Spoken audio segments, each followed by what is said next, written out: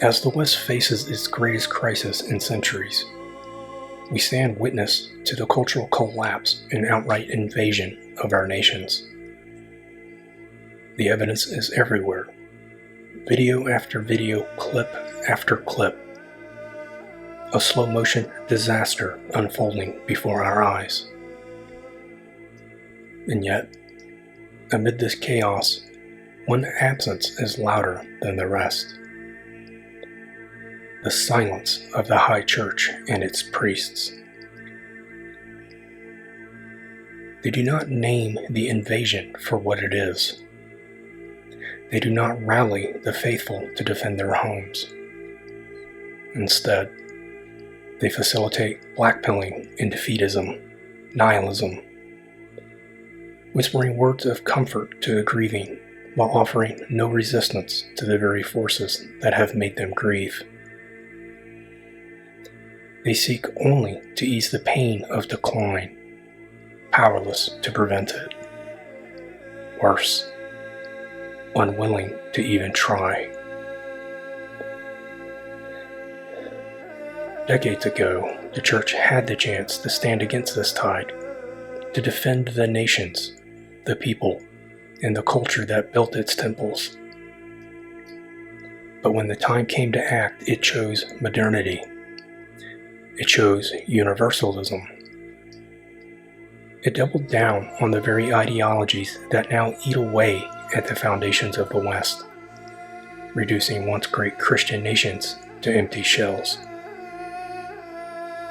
Instead of raising their voices in defiance, they told you to stay silent and pray.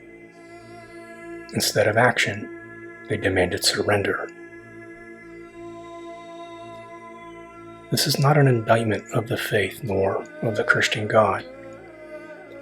This is an indictment of the weak men who have come to dominate its priesthood. Men who have abandoned their sacred duty to their own people. The Eastern influence has poisoned this priestly class, and the damage is incalculable. But now, as we watch men like Conor McGregor speak the truth, we must recognize what the future demands. Leadership must return to the warriors. Our priests must come from among those who fight.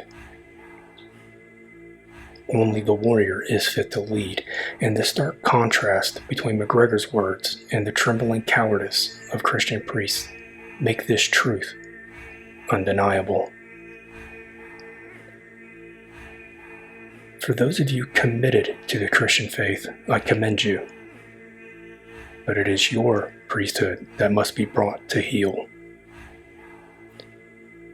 If the warriors in the pews do not transition to warriors in the pulpit, I fear the future of your church is not long in this world.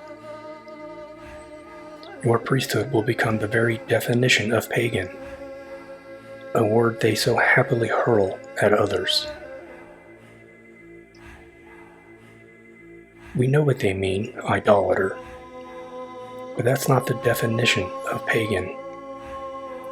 Pagan means superstitious, uneducated, existing on the periphery outside the mainstream. A shrinking remnant clinging to a hollowed-out faith. Cringe. You've become the very thing you sought to replace. Make no mistake, I am on your side. I do pray for your success. But you will need to do more than nag and shame. Where are the crusaders when you need them? Where are the warriors of the faith? If you do not rise to reclaim your own church, there will be no church left to reclaim. And now it seems obvious that your states have abandoned you, and your churches have helped cover it up. Your academies have erased your history. All three have worked together to undermine Magna Europa.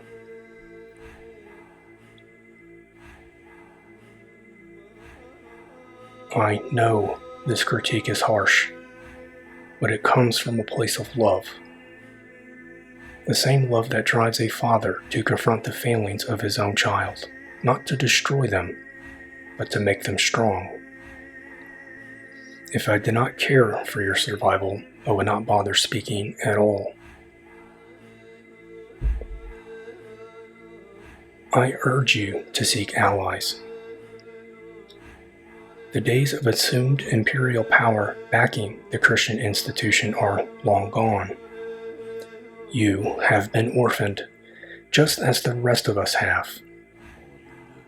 The so-called enlightened states have not only abandoned their duty as agents of their people, but they have sold it off to hostile tribes who seek only your destruction and enslavement.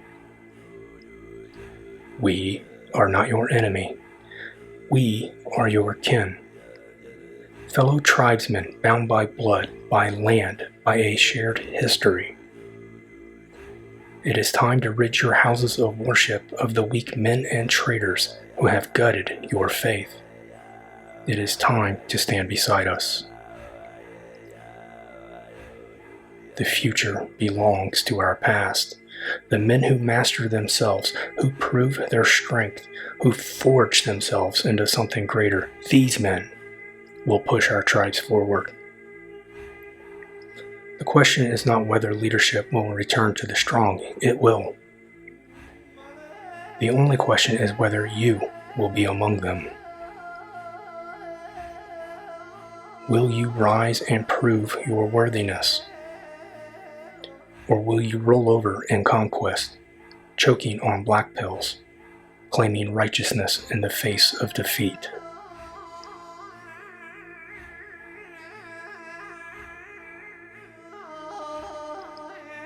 Which way, Western man? Until next time.